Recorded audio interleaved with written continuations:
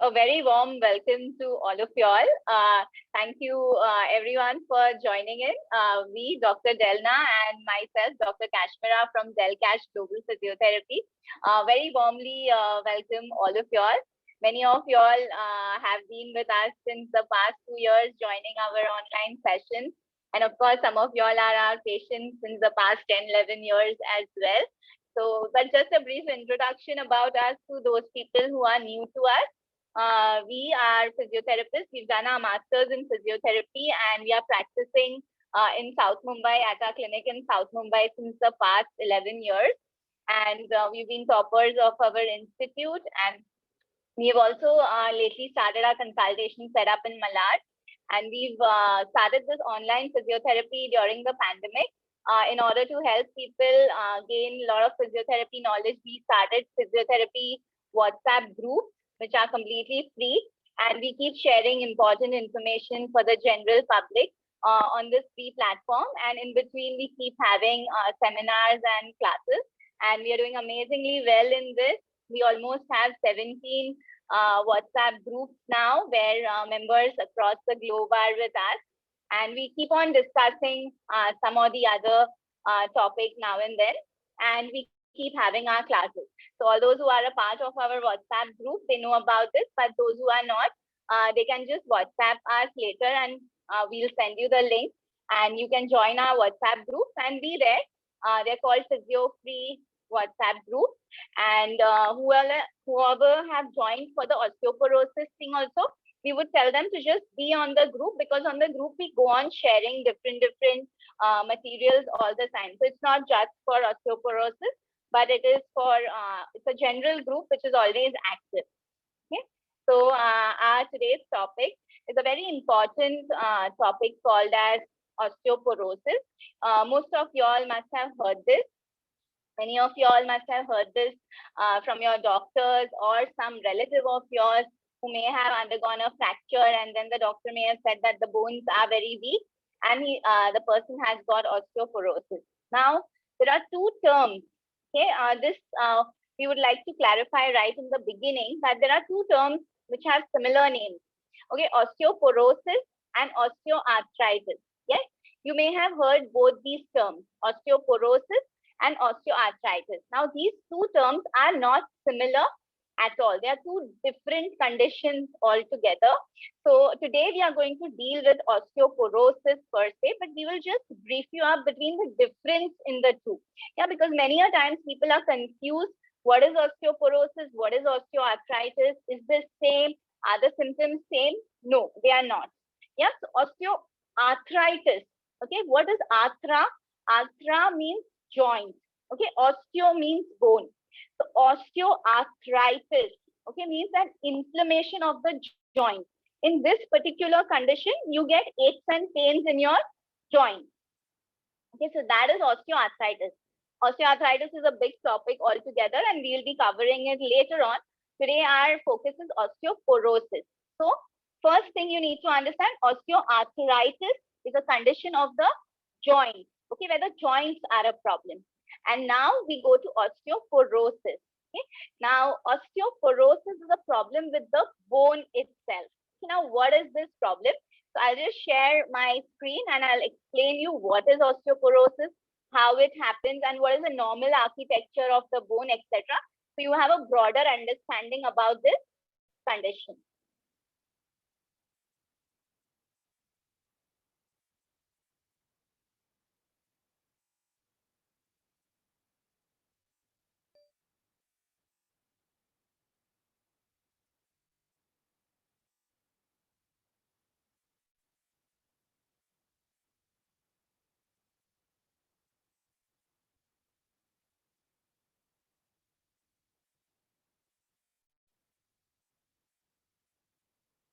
Okay, so osteoporosis is also called as the hidden teeth. Okay, now why is it called as the hidden teeth? Yeah, so this condition per se, when you have osteoporosis, it does not give you any symptoms. Okay, so you will never know that you are having an underlying problem of osteoporosis. So it is doing its work underlying, but it is not giving you any symptoms. So it does not give you any joint pain. It does not give you any severe body pain or anything of that sort, unless it is very, very severe type of osteoporosis. It does not give you any symptoms. So osteoporosis does not give you any symptoms. So it is not diagnosed, or you do not go to a doctor saying that, oh, this is the problem, and then the doctor diagnoses you as osteoporosis, because its symptoms are hidden. Now, what is the meaning of this word osteoporosis? Osteo means bones, and porosis means when the bones become weak and porous. Like how a bread, when it is new, it is dense. Okay. And when the bread becomes old, the holes in between the bread, they become more opened up, right? So that means it's become more porous. Yeah. So the same thing happens with osteoporosis for our bones. Now let us just understand the skeletal system of our body. So our skeletal system, that is the inside system, is made up of bones, the framework, and we have almost 206 bones in our body. And these bones are made up of two main things. One is bone cells and other is minerals. Okay, now what are the bone cells? The bone cells are called as osteocytes. Okay, the bone cells and minerals, they make up our bones. And the bone cells are called as osteocytes. Now these osteocytes are of two types, osteoclast and osteoblast. Now this is very important. Why? Because our bone is a dynamic tissue. Okay, we think what bone we have since childhood, it's the same. No, our bone is constantly undergoing a remodeling process. So every day the old bone is being removed and a new bone is being deposited in place of it. Now this is done by these two important cells, osteoblast and osteoclast. Okay, what is the work of osteoclast? It is to remove the bone, old bone. It eats away the old bone. Okay, and osteoblast deposits new bone in place of it. So this is what the osteoclast and osteoblast do continuously throughout the life. Okay, and the calcium and phosphorus, they are the minerals which get deposited in between these bone cells, giving the bone a proper shape. Now there is something called as the bone clock in our body. Okay, this bone clock means what? This what I said. Okay, the removal of the old bone and putting of the new bone. Okay, so this is a dynamic process which goes on, and it goes on from childhood till the time you are alive. Okay, now the new bone and the old bone should be removed and new bone should be deposited simultaneously. So in childhood, what happens when you are in your growing age? This process is very fast. The new bone formation is very, very fast. Old bone gets resolved, new gets formed very fast. So that is why our bones grow when we are going from a very childhood stage to an adult stage. Then in adulthood, what happens? That these two processes come equal. So bone is removed, new bone is formed, removed, formed. So it is maintained. The bone strength is maintained in adulthood. But what happens in elderly age group? That is when you enter post-40. Okay, during that age group, what happens is that the old bone is being removed at its own pace, but the new bone formation slows down. Okay, and this is the time when you transit into osteoporosis. That is the bone mineral density and the bone cells which are supposed to be on the bone, these drop down. Now this happens with everybody. Okay, it is happening with everybody. Does not mean that everyone post the age of 40 is having osteoporosis. Okay, the bone mineral density does reduce, but it is not that if your bone mineral density is low, you have osteoporosis. Everyone has little bit of low bone mineral density post the age of 40. Nowadays, even young individuals do have reduced bone mineral density, but that is not termed as osteoporosis. When the bone mineral density falls to a very, very, very low level. Okay, very low level means the bones actually become very soft and brittle. That is the time it is termed as osteoporosis. And not everyone gets this. There are particular group of people who get osteoporosis, and we will see now that who are these group of people who are more susceptible to getting osteoporosis, and we'll study that a little in detail. Is everyone with me? Yes? Everyone understanding? Okay. We will put up the question and answers in the end. So if anyone has any queries, you can put them down. And in the end, we will take them. Okay. So now let us see who are the common people who are more susceptible to getting osteoporosis. Okay.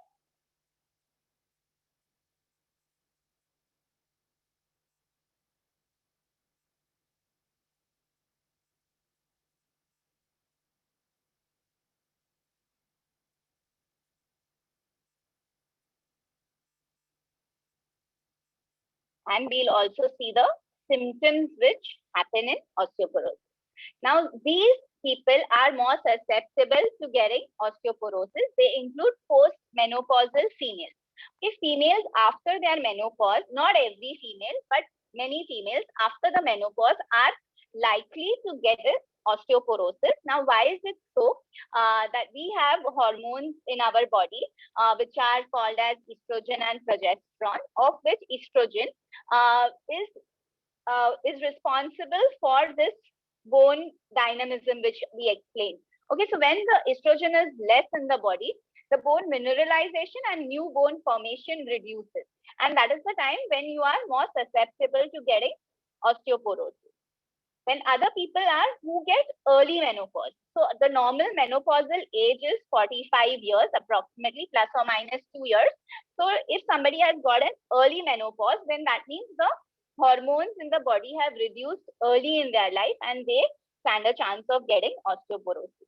People who undergo hysterectomy, that is removal of the uterus, they also stand a chance to get osteoporosis.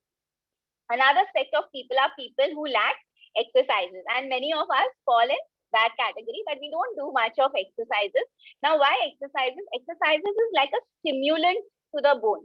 Yeah, that come on, work harder. I'm putting you to strain, deposit more bone, deposit more minerals so that you are strong and you can exercise. This is a body's alarm which goes on. So when people do not exercise, that is the time they do have a chance of getting osteoporosis. Hereditary is also one of the causes, though it is not scientifically proved that there is any genetic cause for osteoporosis. But you do see osteoporosis running in families, like parents having children, having siblings, having.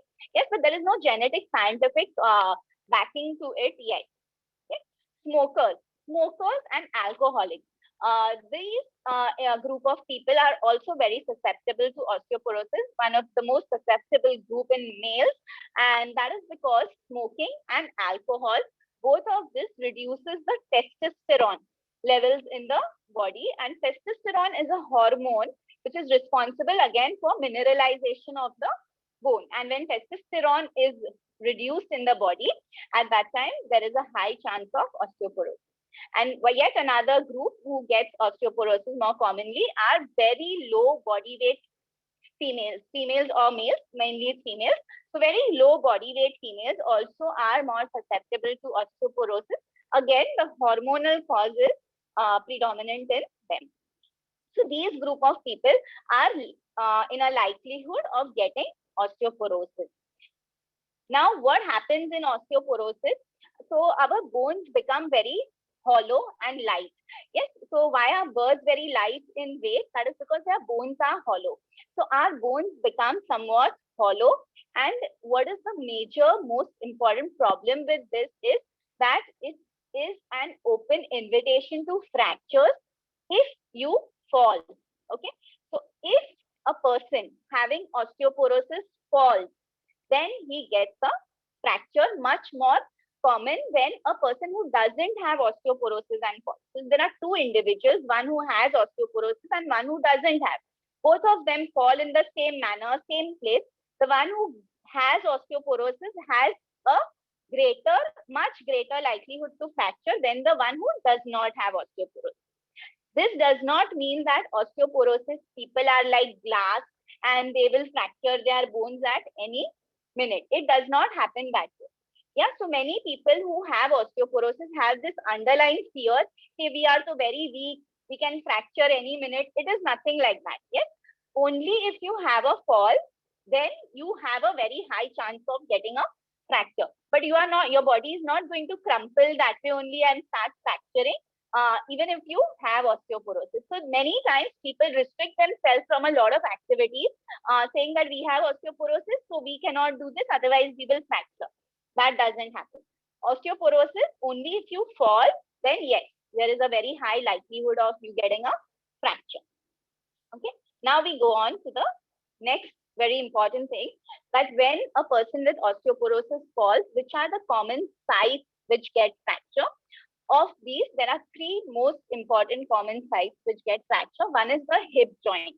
Okay, the hip joint, if you fall on the leg, yeah, the likelihood of the hip joint fracturing is very high. Next is, normally when a person falls, we try to use our hand to support ourselves. That's the hand strategy we use. And at that time, the wrist fractures are very common. And yet another most common thing and a very frequently happening thing is vertebral compression fractures. Now, these fractures can happen if the person not only falls, but if you have a very severe osteoarthritis, osteoporosis, and if you even sit very strongly. Okay, so when you sit strongly on a chair or a stool, yeah, at that time, when you sit on anything, you're giving a downward force, and that object on which you're sitting gives an upward force to you. So at that time, the vertebral body can fracture and you can get a compression fracture in osteoporosis. That's the only time when the osteoporosis bones in the spine could fracture without a fall. Okay. There is also something called as vertebral anterior compression fracture, and we'll see what is that. So what happens is, let us show you this image. So in this image, you see how a woman's height is going on reducing. Now, what is happening over here is that when you are standing, yeah, there is something called as line of gravity, which passes in front of your vertebrae in the upper back region. Okay? So now look over here. If you see this red color line, and if you see the upper back spine, this red color line which you are seeing is the line of gravity. It means how your body weight is going down when the gravity pulls you down. Okay, so that goes from in front of the vertebral body, and this produces a compression of the front section of the vertebral body. So the front part, this is the vertebral body. Okay, the spine has small vertebral bodies, and the front part of the body is always under compression. So slowly, particularly when the bones get porous, these bodies start getting narrower from the front. From the back, they remain normal. Okay, so front, they get narrow, back, they are normal. So the spine starts bending and the person starts losing his or her height. Okay, so this particular hump that is called, this is very classic of osteoporosis, and it is called as the Dow-Weger's hump. Okay? And this is a very classic thing in osteoporosis, and this can be well prevented and also reversed. And we will show you one of our cases in the end where we have almost managed to completely reverse this osteoporotic Dow-Weger's hump. So this is what happens in osteoporosis classically, the symptoms. There are some other symptoms which include a generalized body pain. Now, this happens only if the osteoporosis is of a very high level. Other than that, it does not happen. Rounded back, as we just showed you in the image. Loss of height, as we just showed you in the image, how the lady was going on getting shorter. And protrudent abdomen. Protrudent abdomen normally happens in males, again, because of the vertebral body's height going down. So these are mainly the symptoms which happen in osteoporosis. Yes, is everyone with me and clear about this much? Yes? Okay, everyone understanding? Great. So this is the symptoms. So we have studied to whom osteoporosis affects, what happens in osteoporosis, and now we will study what are the solutions for it. So if you have been diagnosed osteoporosis, or even if you have not been diagnosed, yes, everyone has a little low bone mineral density. Yes, so there is a good scope that everyone can work on their bones and make them stronger so that they do not enter into the cycle of osteoporosis only. And even if you are into it, you can still work on your bones There are various ways in which the solutions are, and we'll be discussing them today. Yeah.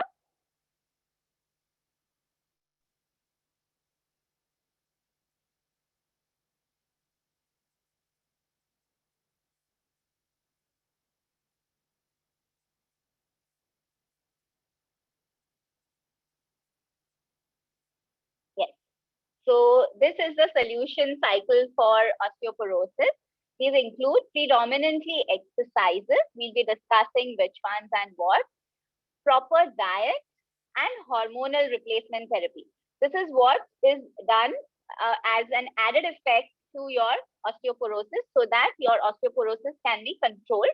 And we will see how each of them, what each of them includes. Yeah. Apart from this, the most natural source is vitamin D3. Okay, vitamin D is very important for our bones, and early morning means before 9 a.m. Okay? If you expose yourself to 15 minutes of sunlight, your body will get one of the most important thing which it needs, which is vitamin D to make up for the lost bone mineral density. Now we'll explain you why vitamin D is very, very, very important. And that is because many a times what happens is in elderly people, or even people who are in their early 40s and all, they start taking calcium. Yeah, oh, my bones have become weak. Let me take calcium. Let me take calcium. And you overload your body with calcium, but the vitamin D is low. Now, if the vitamin D is low and you have given a lot of calcium to your body, what happens is the calcium, vitamin D is like a key. Only if vitamin D is there can the calcium enter into the bone. Okay, so if your vitamin D is not there, the calcium will remain in the blood, but it will not get deposited on the bone. And in that case, what will happen? You will go on taking calcium tablets. It is not depositing on the bone, and instead it is remaining in the circulation. Now, this is very risky because an excessive calcium in the circulation can go and deposit in other sites of the body, including the kidneys, the joints, the tendons. Okay, and that can be very risky. So that is why vitamin D is very, very important.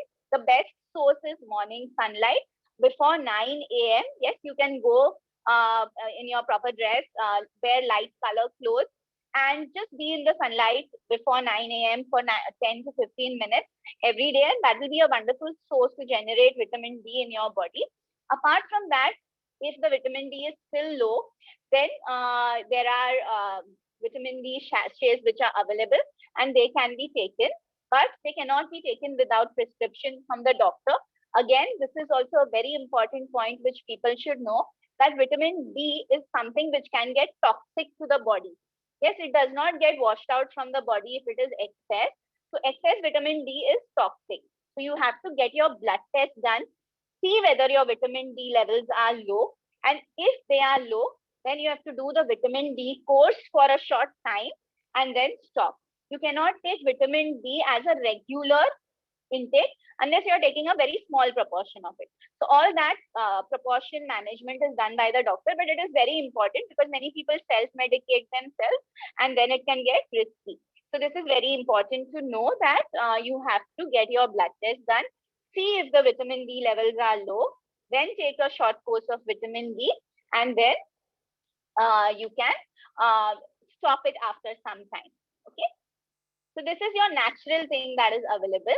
Now coming to hormonal replacement therapy, this is given only in very rare cases and only in cases who have developed osteoporosis secondary to hormonal causes. Okay, so people who undergo hysterectomy or early menopause, in them these are given. Hormones like estrogen, progesterone and testosterone, depending upon which is low in the body, the doctor monitors and then it is given in the form of pills or in the form of injection. Now we come to diet. Okay. Now, as we mentioned, bone is made of two things: the cell, and the mineral. So the mineral part of the bone can be got from the diet, and that is by having high calcium milk, yogurt, that is your dahi, cheese. Yeah, they are very good sources of calcium. Other than that, in vegetarians, you can go for soya, broccoli, spinach, green vegetables. They are amazing sources of of calcium. And fish products including tuna, sardines, oysters, shrimps, prawns. They are also all very good sources of calcium.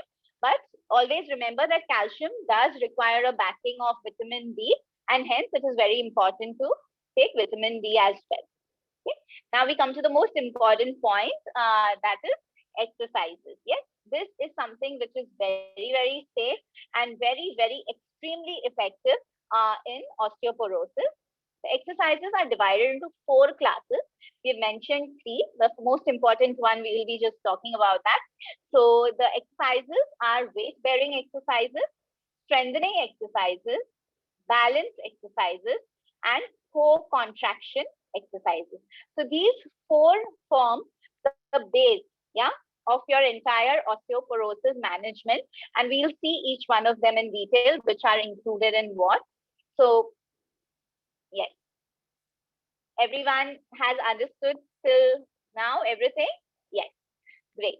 So we'll first talk about core contraction exercise, and today we will make you do one core contraction exercise as well in the end of the session. Now, what do we mean by core contraction? Okay, so in our body, whenever we are doing any movement, yeah, like say we consider the elbow, yeah, so bending of the elbow and straightening of the elbow. Okay, this is two movements. Okay, so for bending, you require your biceps muscles in front. For straightening, you require your triceps muscles. Okay, so these are 2 opposite group muscles. Okay,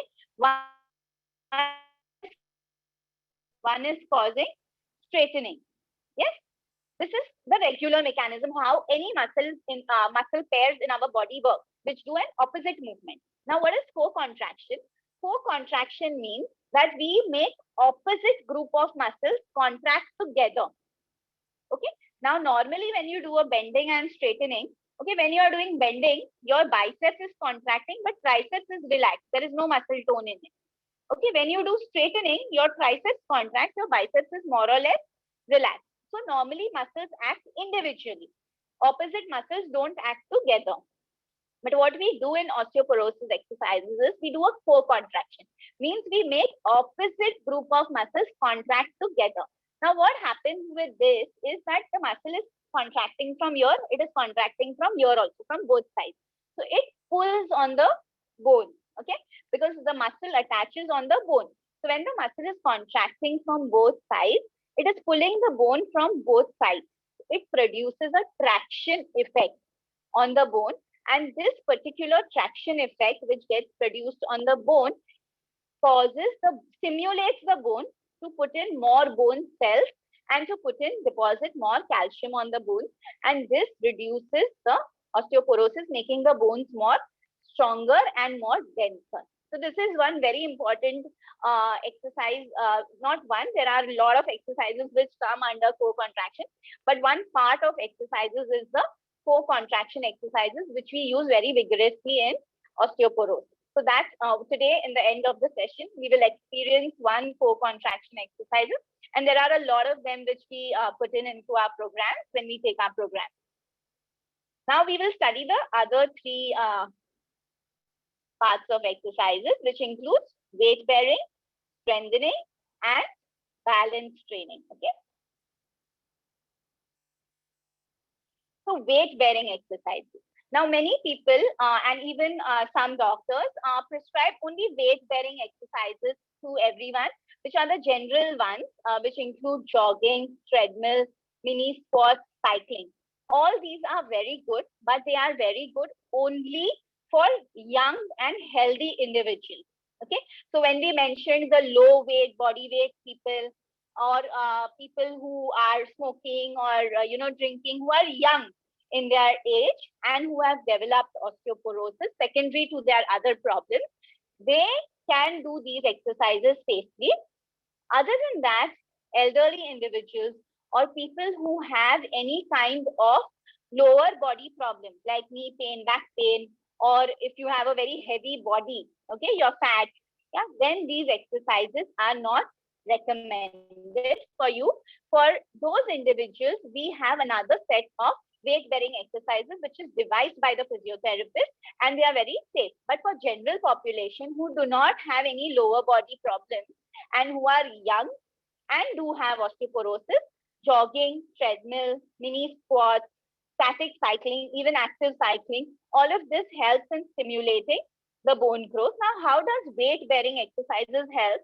Is that when you are putting your body weight, okay? When we go to gyms and all, we use external weight.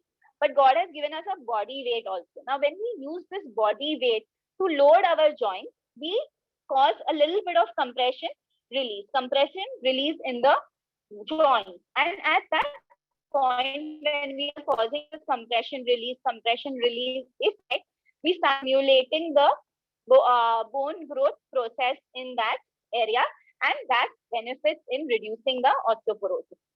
Now, these exercises have to be used with great caution, because if you put excessive load, then it can be harmful. So whenever you're using weight bearing, that means loading exercises, the loading and offloading has to be very dynamic. So these exercises then will be helpful and not harmful. Okay? And the next set of exercises are strengthening exercises. Strengthening exercises are where you are using the muscle. So in weight bearing exercises, we were using the compression on the joint, and in strengthening exercises, we are using muscles. So we put the muscle to a high load of resistance, and we cause stimulation of the muscle, thus stimulation of the bone and improvement in the bone mineral density.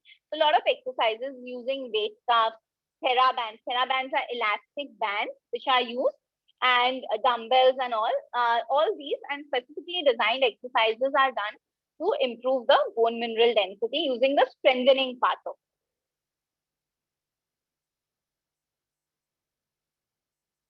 Okay?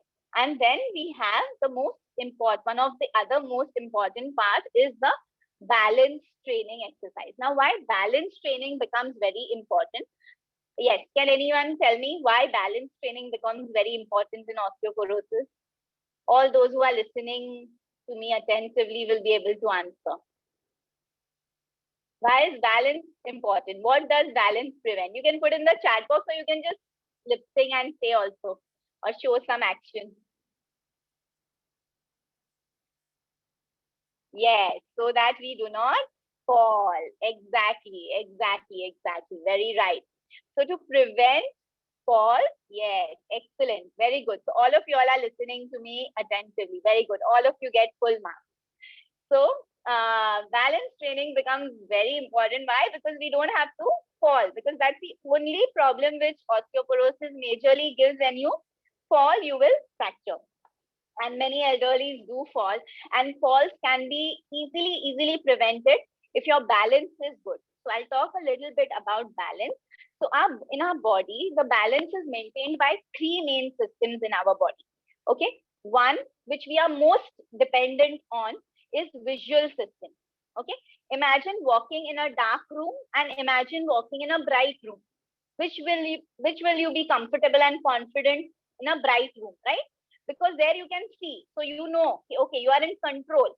But when you are in the dark room, your visual inputs reduce, and that is why we start being careful. We start holding on to things. We are very careful. If you are asked to walk with your eyes closed, yes, you will start immediately grabbing for things, and you'll be very contracted. You won't be relaxed. Why? Because we human beings depend maximally for our balance on the first system, that is vision, that is eyes, seeing. Okay, and with old age and as we age, what happens is our visual system goes on becoming little affected. Yes, so vision goes down, and that is why this one system which we were very much dependent upon for our balance, when that pulls down its support, the chances of fall increases.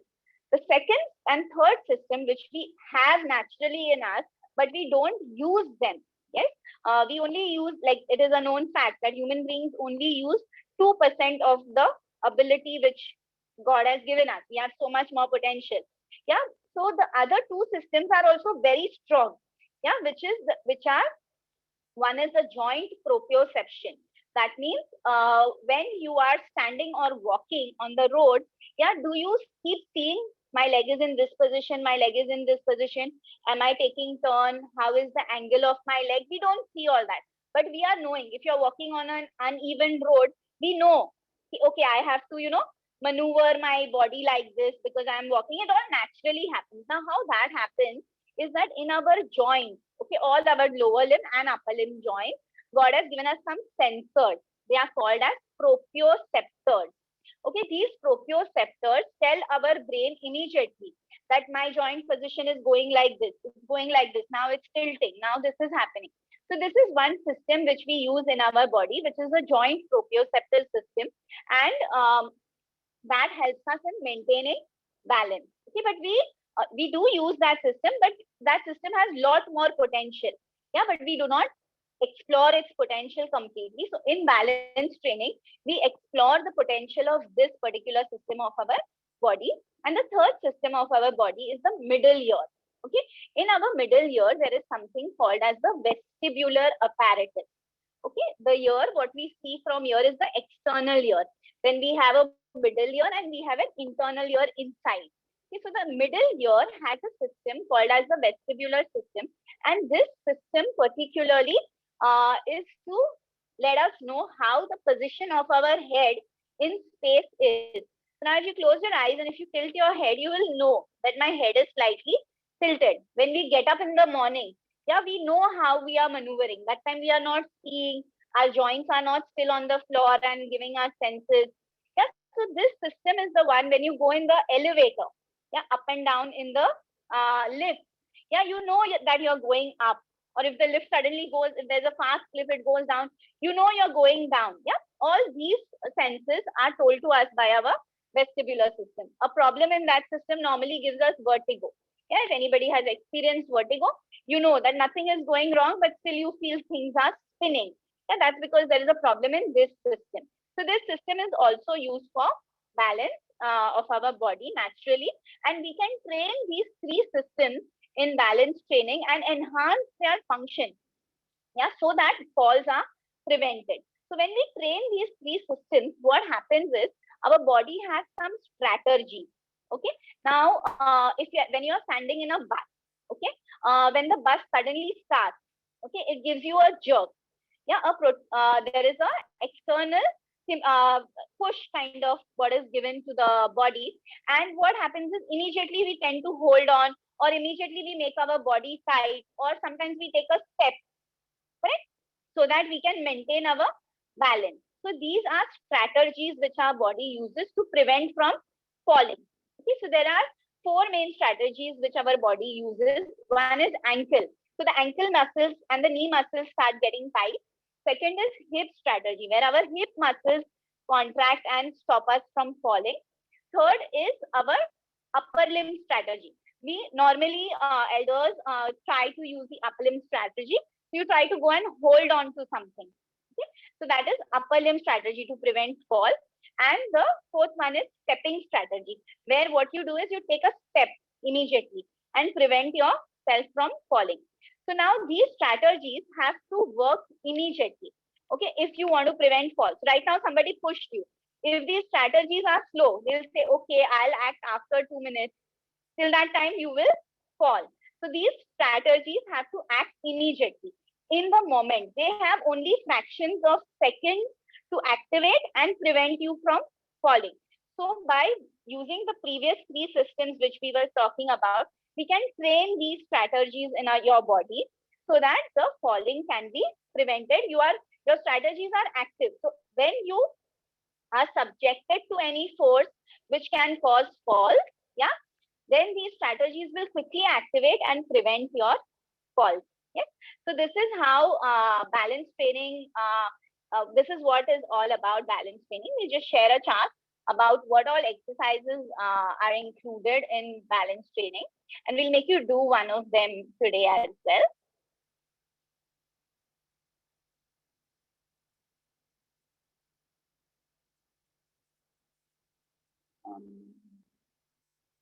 Okay, no, I don't have the chart.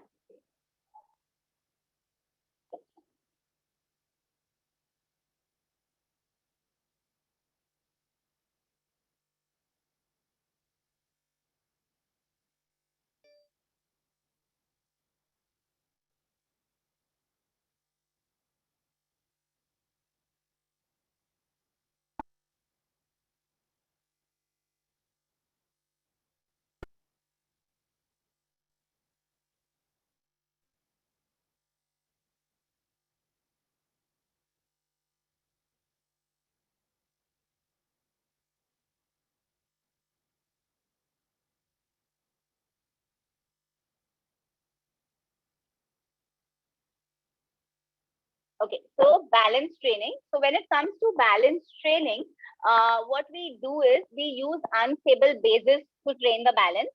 So when the base is unstable, your balance starts getting challenged, and that is how we train the strategy. Another one line that of management that we use is narrowing the base of support. Yeah, so when you see a triangle is more stable when the base of the triangle is down. But if you put a triangle upside down, then the triangle will become unstable. So we use this part of physics to train the balance by narrowing the base of support. The other things that we use in balance training are COG challenge. COG is the center of gravity in the body, and that should be within the base in which you are standing. So we intentionally do certain exercises where we put the COG out of the base of support and challenge the balance and thus train the strategy. So that when you are actually subjected to a problem, at that time your strategies can act faster. Yes, so this is about balance training. And yeah, we had mentioned that we will show you all one case which we were working on. And if you can see this lady, she had a complete hump. And many people say once you develop this hump, it never correct. After she used to do online classes with us, and we've never even met her till date. She's from Bangalore, we are from Mumbai. But with her online, she was very regular with all of her online classes, and she's almost completely corrected her hump. Yeah. So everything is possible. It's just that you need to, put your work into it. So this is all about osteoporosis that we were going to teach today. So we saw what causes osteoporosis, what are the symptoms, who are more susceptible to get osteoporosis, and how can you manage osteoporosis. Now we'll just make you do 2-3 simple exercises and to make you have a feel of what osteoporosis exercises are all about. Yeah, so we'll do one core contraction exercise first. We want all of you all to sit straight. Okay. Keep your hands like this in a namaste position, pointing the screen. Yes. Now what you do is press the hand on each other. Yeah, press it. Keep your forearms parallel and press. Okay. So the minute you'll press, you'll feel that all these muscles are contracting together. Do you feel that? Yes? Yeah. Now what you're going to do is, you're going to take this hand in front, keeping the pressure maintained. So the pressure should not reduce. Maintaining the pressure, you'll take it in front and you will bring it back. You'll take it in front. So when you take it in front, what will happen? The pressure will reduce. Yeah. So do not allow that. Keep pressing and bring it back. Yes. All of you all do. Let us check. Keep the pressure. Keep the pressure. Keep the pressure. Very good. Keep doing. Keep the pressure. Very nice. Yes. Stop. Yes. So could you all feel that core contraction? Yes. Yes. Everyone felt it. So this is one of the examples of what we do in core contraction exercises. So we do a lot of these core contraction using different muscle groups to strengthen the bones. Yet another core contraction we'll show you, that is in lying down. Maybe right now you all won't be able to do it because you all are in sitting, but we'll just show you, demonstrate to you. You can do it later on. And we'll show one balance. Balance we want all of you all to do. So we want all of you all to stand, and we'll show, please be close to some bed or a wall or something where you can take support, because we can making you do a little difficult one. Yeah, and then just see how your balance is. So it's like a test as well. Yes. So all of you all stand.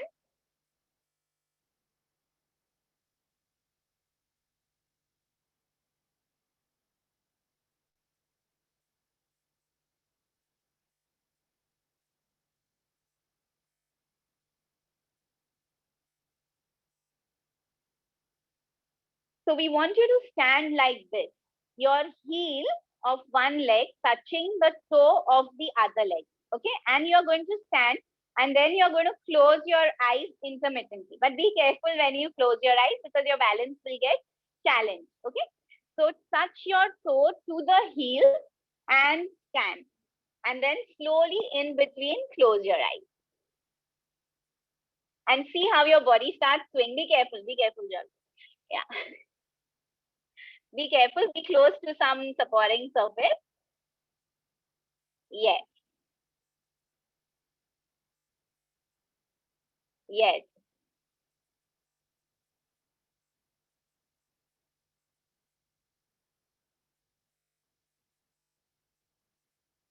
Very good. Stop. Yes. So was it easy or difficult? If it was difficult, do this. If it was easy, do this. Easy or difficult? Difficult? Yes, it is difficult. Yes. Yeah, so this is one of the balance training exercise. Of course, we use a lot of other variations in doing balance training. So this is just to give you an idea as to what balance training is. And slowly, we train the balance this way. So you all saw how much your body was swaying when it was subjected to narrowing of the base. And this is what happens when we undergo a fall or when we undergo an external push, or even if we trip, yeah, our base of support narrows suddenly and then we fall. So if we are used to putting ourselves to a narrowed base of support, then we can prevent the falls to a great extent. Of course, then it is destiny, but we can still keep ourselves prepared. Yeah. And we will show you one more exercise.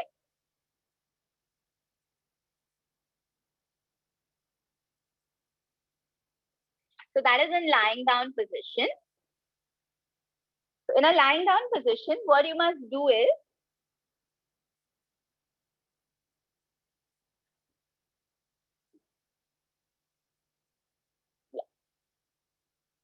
you have to keep one leg bent, one straight.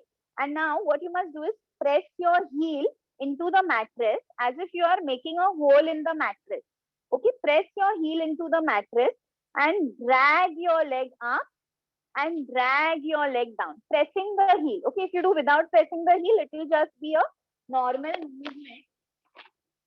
But when you press your heel, what happens is the muscles start co-contracting.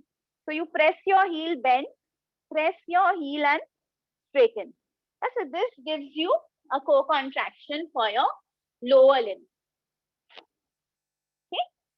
So this is one exercise which maybe you all could practice later. Those who are near the bed can practice, but otherwise you all can practice this later on. Yes.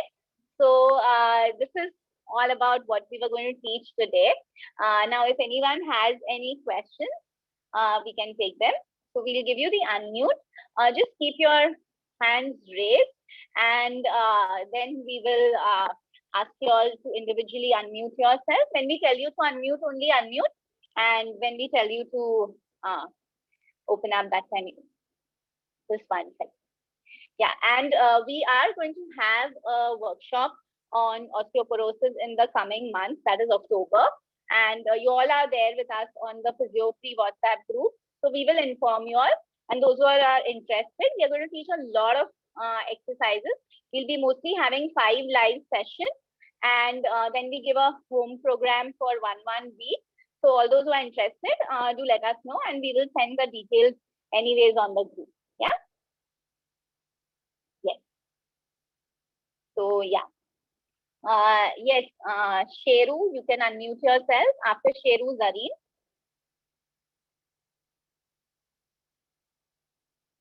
Just touch the unmute button. Yeah.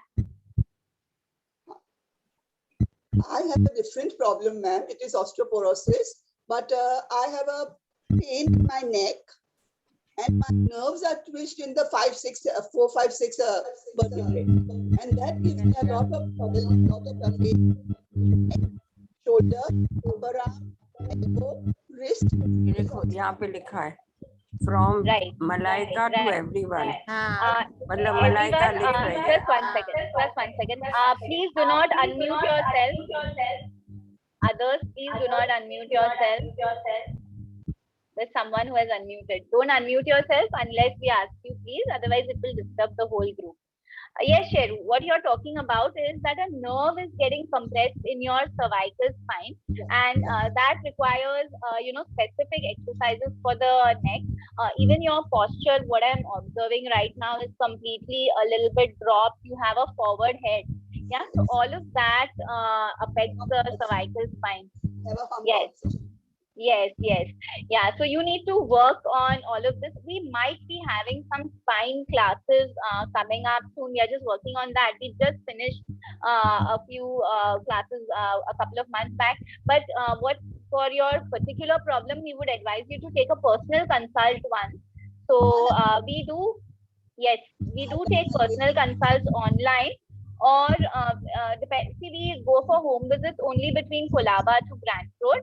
So if you are in that zone, we can arrange a home visit. Otherwise, you can either come to our clinic, which is at Grant Road or Malad, or take an online consult. We can completely deal with this problem online as well. Just connect with me on WhatsApp and we'll discuss. Yes? Thank you so much. Thank you, Shiv. Thank you. It was a pleasure to have you in. Yes, Zareen. Sheru, just mute yourself now. Yes. Yes, Zareen. Hi. I wanted to know there's something about the spine again. It's the upper back and mid back. Have any I can't hear you properly. I don't know if it's the problem with my I can't hear you properly, Zareen. Really contracting or the vertebrae. No, sorry, Zareen, I can't hear you. Is there something? Zareen, can you put up your question in the chat box, because I can't hear what you are saying. Just put up your question in the chat box. I was also asking for the spine, the upper back and the middle back. Right, right. So the upper back and the middle back, specific, yes, we do have specific. Yes, we do have specific exercises for the upper back. Also, some of them will be included in the osteoporosis workshop that we are going to have. Yeah. So we will let you know about it, and we also have separate workshops for spine. So when that is conducted, we'll let you know on that as well. Yes. Okay. Yes. There is someone who has not muted themselves. I can hear my voice again. So please, others, keep yourselves muted. Kanta, please mute yourself. Okay, I have muted her. Yes. Yes, Gulnar, you have a question? No? Okay, I thought your hand was raised. Yes, Roshan. Hi, Kashmira. Hi. I just want to know, how do we strengthen the muscles? And is osteoporosis painful? The affected bones are known, huh? No, osteoporosis is not painful. That's what we mentioned first also, that osteoporosis is not painful unless it's very severe. If it's very severe, it does give little generalized body pain. But if you have a specific pain, it is 100% not because of osteoporosis. Yeah, it is because of some other musculoskeletal reason. And to strengthen the muscles, it is exercises. You have to exercise, then only your muscles will get strengthened. No protein powder, no medication, nothing will help to strengthen the muscle. It's just exercises. Exercises means physical exercises or physiotherapy. They are two different things, right? No, they are not two different things. The physiotherapy also uses physical exercises only. Only thing is, the exercises which a physiotherapist tells you, they are with the backing and the knowledge of scientific base, and then we tell you the exercise. So yes, specific therapeutic exercises are much more safer than just going in for any kind of exercises, because there the exercise is also like a medicine.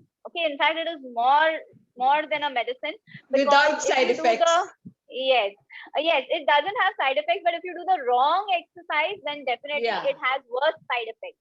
Yes, so Worse. that is why it is very important that from whom you are learning the exercises, because even for simple back pain, a wrong exercise can harm your back pain and the right exercise can heal it. Yeah, so that is very important. So prescription is very important in exercises when you have some condition. Otherwise, it's fine. Yeah. Thank you so much. That was really Welcome. helpful. Thank you. Thank you. Thank you. Yes, Kashmira Umrigar. Hello, I have Yes. low back pain and which extends to my leg. So Yeah, what so- is the exercise I have to do for that? Yes, see, lower back pain going down to the leg mostly points towards some disc problem which goes and compresses the nerve. So when the nerve is getting compressed, then you can get radiating pain to the leg. We need to examine the problem to give you a specific solution. Yeah, because again, back pains can be of variety of causes, and each one has a different line of management. Of course, there are some general exercises which help all of it, but when it comes to a specific problem, then it needs to be examined and prescribed. Okay. So we have to come to you for examination. You can, if you stay in South Bombay or close by I towards, stay in Kanderi. so if Malad is okay for you, you can come to Malad. Otherwise, you can take an online consult with us as well. Okay. Okay. Thank you very much. Welcome. Bless you. Thank you. Thank you. Yes. Anyone else has any questions? You can raise your hand. You can even raise your virtual hand. So thank you very much. Yes, Alka ji, you can unmute yourself. Is a bone density test is good guidance to check whether osteoporosis is there or not? Yes. Very good question. Thank you for asking this, Alka ji. Bone mineral density test as a routine test is not needed. Yeah, unless you have like severe body pain, or you have fractured and your bones are really weak, then a bone density test makes sense. Otherwise, just routinely doing and seeing that okay, my bone mineral density is low is not going to give you any solution to it. Unless there are some very severe issues with the bones and you really feel weak in them, then bone mineral density makes a sense. Otherwise, not on a routine basis. Okay, Yeah? but if that test is reasonable, like results, then you can, like, is that a guarantee that you don't have osteoporosis? Yes. Bone mineral density as a test is a very reliable test. Okay. Definitely. Yes, it is 100% reliable test. Okay, thank you. But it's not necessary. That's what we do, because like, nowadays everyone is being told to do bone mineral density. You can look at the person and say, okay, the mineral density is going to be low. Sometimes by that vision also you can make out. So there is no need to put the person to that test unnecessarily. That's why it's not a must. But yes, if it's required, when it is required, it is required. Okay. Thank you. Welcome. Anyone else has any questions? Yes. Yes, Jaru. Yes. Sometimes I have pain in my shoulder. Sometimes I have it in my lower back. Now I'm having pain in my thumb. This portion is pain. Yes. So what is the reason? See, these areas which you are complaining, they are joints. Yeah. So there could be some wear and tear in the joint. The thumb we normally use a lot these days because of mobile, computer. Yes. Yeah. So the muscles, when we overuse them, they are going to complain and they are going to go under inflammation. Sometimes the muscle gets inflamed, sometimes your joint gets inflamed. So inflammation is mainly the reason for these aches and pains, and definitely a little bit of icing that part or taking hot fermentation and some simple exercises can relieve these pains if there is no arthritic change undergone in the joint. If there is an arthritic change, then definitely we need to do some more exercises and a vigorous therapy for it. Because doctor told me you get an operation done and he will remove something. It's just a 10-minute procedure. see, sometimes if the tendon has got inflamed or it has got thickened, then surgery is advised, but definitely don't go for a surgery unless you have tried physiotherapy unsuccessfully. Okay, so if physio has not worked, then go for surgery, otherwise don't go. At least start up application of ice pack. Is it this portion which is complaining or this portion? This portion. This portion, yeah. So this is like deep variance tenosynovitis in the snuff box. Yeah. So a little bit of mobilization, icing, and all will definitely help. Yeah. Hope it recovers. Yeah. Don't see. This is also something very important. Surgery comes last. Yeah. When you have tried all resources, then put your body to surgery. Yes. Nowadays, what happens is immediately the patient is advised surgery, which is not the right line of management. The right line of management is for any aches and pains, first the physiotherapy. If physiotherapy is not working, yeah, and it is that severe, then surgery comes. But nowadays, we are going ulta. We start with surgery, then we send to the physio. Yeah, so do try physiotherapy for this. It will definitely help. Yeah, if it doesn't help, then maybe surgery could be considered. I look forward to the back pain exercises to remove it. Sure. We And are the going shoulders. to work on it in our osteoporosis session also, and we also might be having a spine class, and we will keep you all informed. In the yes, Daisy, and then Santosh. First Daisy and then Santosh. Yes. Hi, thank you very much for the nice session. I have a problem. My diagnosis was the right shoulder subacromial bursitis. Bursitis. Bursitis, okay. And rotor cuff tendonitis. Yes. And instructions is physiotherapy. Now the point is, physiotherapy is hundreds of exercises, and as you very rightly said, if you do the wrong exercise, then you'll harm the shoulder a lot more. Correct, So correct. in your next session, can you just show, is this very serious, first of all, this say that my diagnosis that I told you? No, it's not severe. You've just got an inflammation of the tendon and Impingement. So the inflammation, yes, it's impingement causes inflammation. So this can be very well sorted with physiotherapy. And subacromial bursitis means in all our joints, so we have small sacs of bursa, fluid-filled sacs. Sometimes the fluid in that sac becomes inflamed. Yeah, so that is bursitis. Both of these are inflammatory problems, and it can easily be managed with physiotherapy.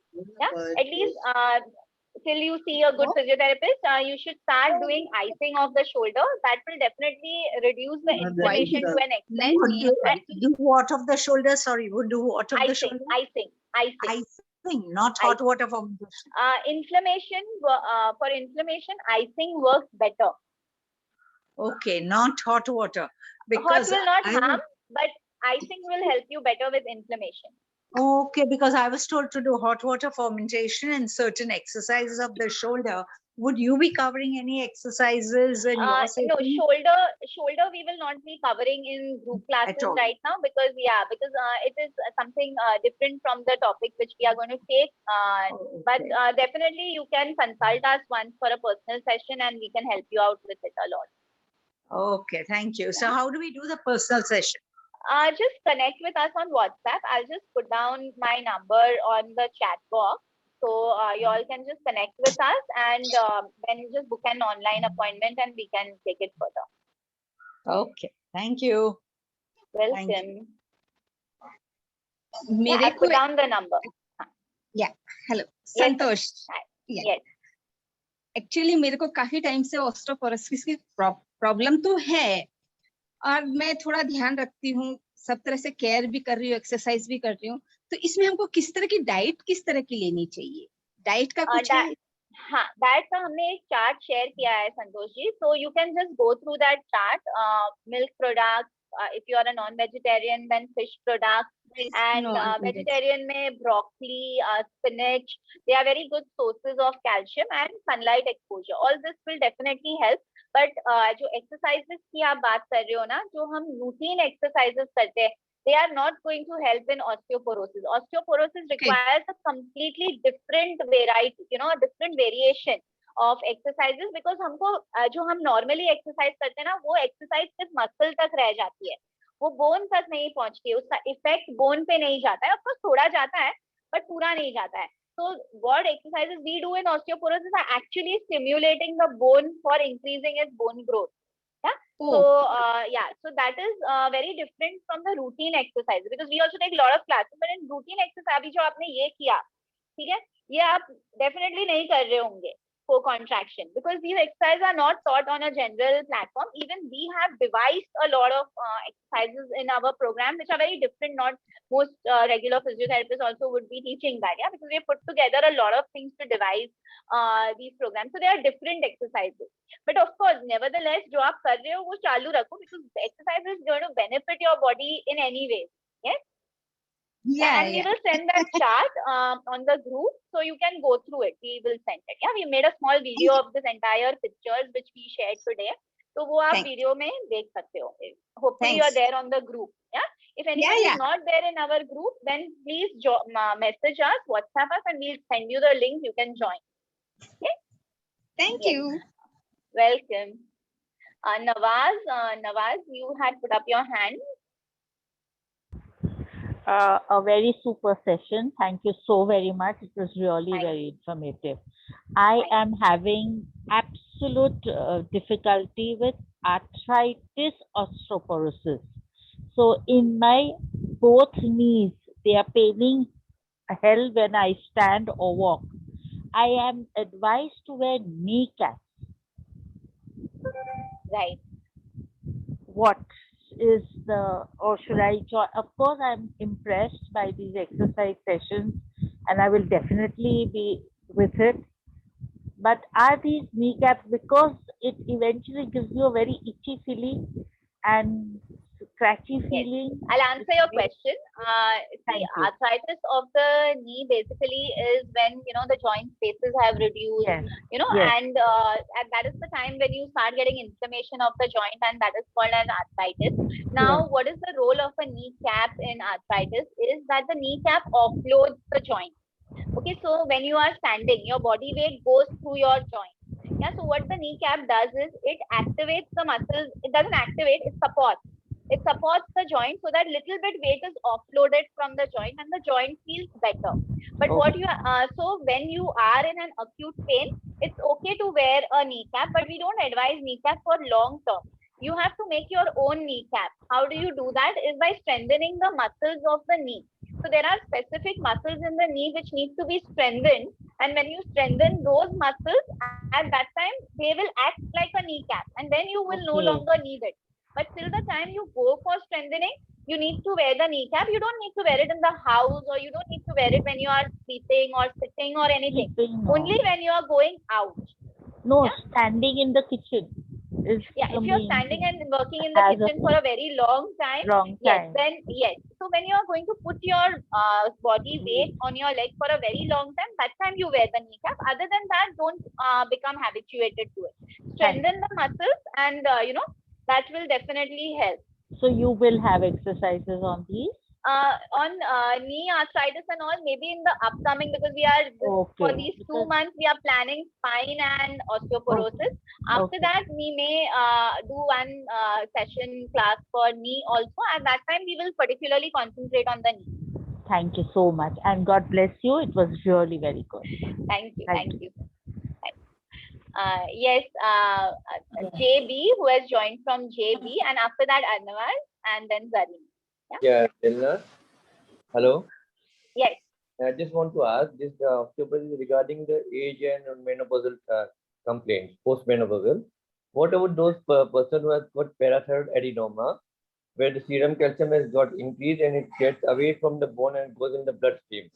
After removing the parathyroid adenoma, the osteoporosis is there. The T-score comes around 2.5 or 3 or 4. -4 in the hand and 3 in the spine.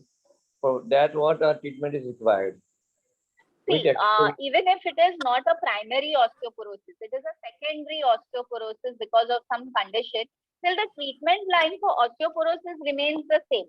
That is the exercises, the diet, and the exposure to the sunlight. This is going to remain the same even if it is a secondary osteoporosis. So is ibandronate tablet and denosumab injections are required for that osteoporosis? Yes, if the osteoporosis, again, good question. If the osteoporosis levels, like the bone mineral density levels are very low, yes, and if it is a severe osteoporosis, then injections are recommended and they are helpful also to increase the bone mineral density. So in rare cases, the orthopedics do suggest injections and then they are needed, but that is not the only thing that you must take. Yes, because once you take the injections, once you are out of the course of it, bone mineral density will increase, but it will drop again. So to maintain it, you need to do exercises as well. They go hand in hand. Yeah, I agree with it, but the side effects of injections are osteonecrosis of the jaw also in long term. See, injections do have certain side effects. But normally these injections have a little bit of problems with the eyes, with the jaw, etc. But if in the short term, you always have to weigh the benefits over the, the pros and cons have to be weighed. Better is exercise and sunlight and diet. Definitely, natural sources and ways are definitely better. But if the bone mineral density has really gone down to a very low level, then sometimes injections are required. Okay, thank you. Yeah. Yes, Arnavaz and then Zareen Kotwal after Arnavaz. Hi. Hi. Doctor, is this osteoporosis uniform in the whole body, or it affects a part, the upper limb, upper bones or the lower bones? Very good question, Arnavaz. It is not uniform in the whole body. Yes, there are certain parts of our bone which are stronger. There are certain parts of our bone which are weaker. Yeah, so bone mineral density is not same throughout. Yes, this is a very good question. That is why the exercise also which we do are directed towards particular joints. Like when we showed you the image with the common sites of fracture, while you fall, why does the hip only fracture? Why doesn't the knee fracture? Yes, so that is because the bone mineral density of the knee is better than that of that particular point of the hip, which is the neck of the hip and the trochanter. There the bone mineral density is low. The bone mineral density of the wrist region here, that is low. So when you fall in an outstretched hand, you don't fracture your bone from here mostly. You fracture it from here only. Yeah, that is because these are spots, hot spots in the body which have low bone mineral density and they need to be worked upon. So the general bone mineral density may be normal also, but at specific locations, that is the hip, the wrist, and the spine. Okay. Yeah, spine. In spine also the body of the spine, vertebral body. Yeah, they are the spots where the bone mineral density is low, and they are the spots which we need to work on. So if we get any checking, then if we get a test done, it does not tell you really, it doesn't give you the actual picture. It gives. The test gives you the actual picture. See, the test, 99% of the test will show you any, like out of the entire group present here, everyone will have low mineral density at the hip, at the wrist, and at the spine. The test is going to show you that. But how much low it is, that the test will show you better. But again, test is not needed because somewhere we know that, okay, this is going to be low. Like looking at you, I can tell you that, if you fall, you will fracture your, because with age, with the fragility of the body that you notice, you can make out. Yeah. Sometimes people who are a little on the obese side have that one advantage, that their muscles, cover the bone and they don't fracture. So obese people have this one advantage in their life, that they don't fracture more. So there has to, some benefit should be given to them. So this is one benefit to obese people, that they don't fracture soon because there is a padding on the bone. So the impact is less. So all people who are obese, be happy today. Yes? Okay, thank you, Doctor. Thank you. Welcome. Yes, Zareen Kotwal, you can unmute yourself. Thanks, Kashmira, for the lovely session. I would like to say, only my left knee that has been paining for the last 2 to 3 years. I don't know the reason why. Maybe I did some excessive, but why only one knee? I'm doing ice pack once a day for 20 to 25 minutes. I apply some gel and all that, but still I'm not feeling relief of that. Yeah, see, for knee problems, no, why one knee, that's your query. I'll answer that first. See, because our body, whenever we weight bear, we always weight bear on one side little more than the other. We also use our one side a little more than the other in normal cases. And that is why one side of the body always gives a little more complaint than the other side. Yeah, so that is why one knee generally pains a little more than the other knee. Now coming to your query of treatment, putting ice packs, putting gels and all that will temporarily bring down the inflammation. But when it comes to knee pain, the body weight is going through the knee joint, and that is going to go irrespective of whatever you are going to put on the knee. So what is the line of management for that is you have to strengthen your muscles. So when the muscle is strong, it pulls the body weight to itself. It is like a sling. It will take the body weight on it if it is strong, and it will prevent the body weight from going straight through the joint and prevent the joint pain. So strengthening becomes very important when it comes to knee pain. So I am doing the exercise of pressing the knee to the floor, you know, like is one of the exercises. My daughter is also a physiotherapist. So there are some exercises which I'm doing it. She's not here, but it is helping me a bit, but not to the mark, you know, like climbing and coming down the staircase, I feel a pain and all that. So yes, see, if the knee has degenerated to a very high level, then you may need to consider some other options. But there are a lot of exercises. Of course, your daughter is a physiotherapist, so definitely she must be guiding you the right way only. But sometimes little bit of manual therapy and mobilizations which are done, you know, using the hand forces, they also help in reducing the internal stiffnesses which are there. So for that, you need to either visit a therapist or learn self-mobilization techniques to do it. Okay. And one more thing I would like to ask you is, you know, why this bone pains, you know, with the result, I'm not able to take my hand back. Frozen shoulder, because I have nothing to do with here. The upper bone, when I take my hand behind, the upper bone pains me. Why? Yes. So if your hand is not going adequately behind, means it is going into stiffness. Does it go completely up? Yeah, it goes. Yeah. So then this particular position, this is a locking position of the joint. So in this particular position, there are tendons which get pinched in the shoulder at times, and that is why they pain. So you must not go on doing this position again and again, because otherwise you will cause an inflammation. Only the bone. Yeah, only when you So take it back, it must be Put pain. heat. No, put ice pack Yeah. for that, because ice pack will help. But other than that, a little bit of swinging exercises and a few exercises you can check with your daughter to show you some pendular exercises and some static exercises for the shoulder. They would help. No, but she's not here, so she's just verbally on the phone or Zoom little bit here and there. She can. She can show you on Zoom, or you connect with us on Zoom or something like that. If she's if you we can help you with that. Yeah. Okay, friend. Thank you very much. Yeah. Thank you. Welcome. Yeah. Maharuk and then Reena after Maharuk.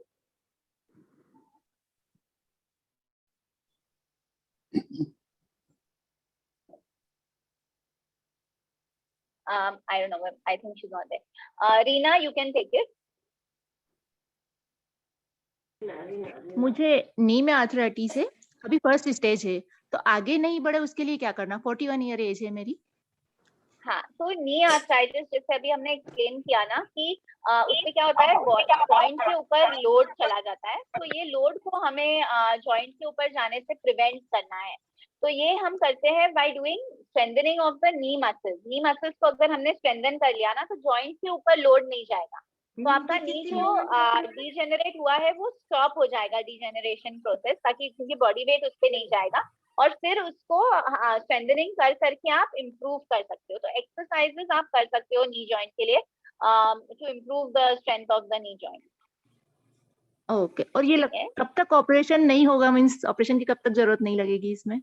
देखिए operation की जरूरत नी cases में जब भी एकदम degenerate हो गया, like space एकदम चला गया, एकदम घुटना मुड़ने में भी बहुत दर्द होता है, सीधा होने में भी बहुत दर्द होता है, बैठे बैठे भी अगर आप घुटने को मोड़ोगे और सीधा करोगे तो उसमें बहुत दर्द हो रहा है आपको, तो दे आर सिम्टम्स के okay may be surgery is needed, पर उसके लिए पूरा एक्सरे स्टडी करना पड़ता है, आपको क्लिनिकली एग्जामिन करना पड़ता है, फिर वो शॉर्ट हम बोल सकते हैं कि you know whether you need surgery और no.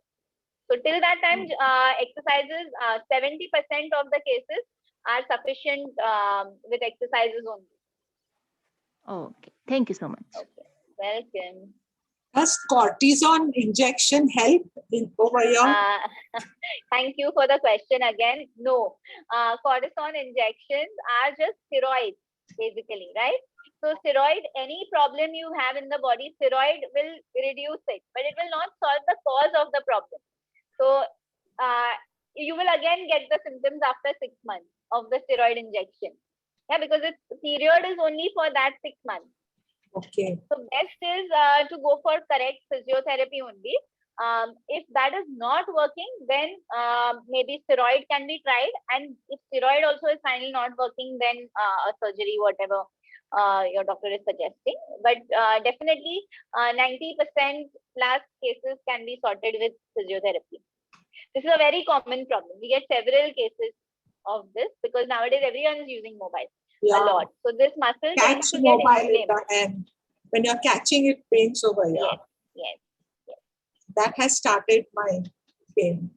Yes, yes. That's the root cause. Now I've taken a stand and I'm putting the mobile on the stand. Yes, that's better. That's much better to do. Yeah, instead of catching in the hand. Yes. Okay. Okay, thank yes, you so much. the welcome. Last question, Meher, and if there's anyone else, I don't think anymore. Roshan, yes, Roshan, you can take after Meher. Good evening. It was very enlightening. But I want to ask, since the last 6 months, my right hand thumb on the inner side towards the index finger has turned numb. The outer side is totally normal. What should I do? See this numbness in this portion, you mean to say, right? The thumb. Thumb, yours. Yeah.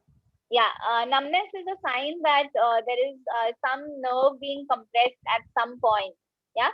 So that needs to be examined, that where else is the numbness present, and depending on that, we understand that which nerve is getting compressed where, and then the release of the nerve is done accordingly. So it needs to be examined. Yeah, yeah. Thank you. But numbness is a sign of the nerve being compressed somewhere. It could be a local compression. It could be a compression at the level of the carpal tunnel here, or it could be some compression up in the spine also. So that level of compression needs to be known. Thank you so much. Welcome. Welcome. Yes, Roshan. Roshan Nariman. Hi. I don't know how much it is related to your osteoporosis, but my vertigo got cured in one session that I had with you. So I just wanted to share with everyone that with that vertigo was over, and after a few days of your consultation, your exercise and all, I'm feeling very much relieved. Thank you. Thank you so much for sharing, Roshan. Yes, Roshan had consulted us online for her vertigo problem, which was very severe. And in 1 or 2 sessions, she was completely fine. So thank you for sharing that with the group, Roshan. Thank you. All the best to you. Thank you. Yes. Yes. Anyone else has any questions, or we can wrap up for the day? Yes. Okay, so thank you everyone for joining in, and hope to see you all for our workshop, which we are going to have soon. We have put our number in the chat box. If anyone is not with us on the WhatsApp group, you can join. Remain on the WhatsApp group because they are always active, and we go on putting some or the other information. Okay, so it was wonderful connecting with all of you all. Thank you very much. Thank you. Bye.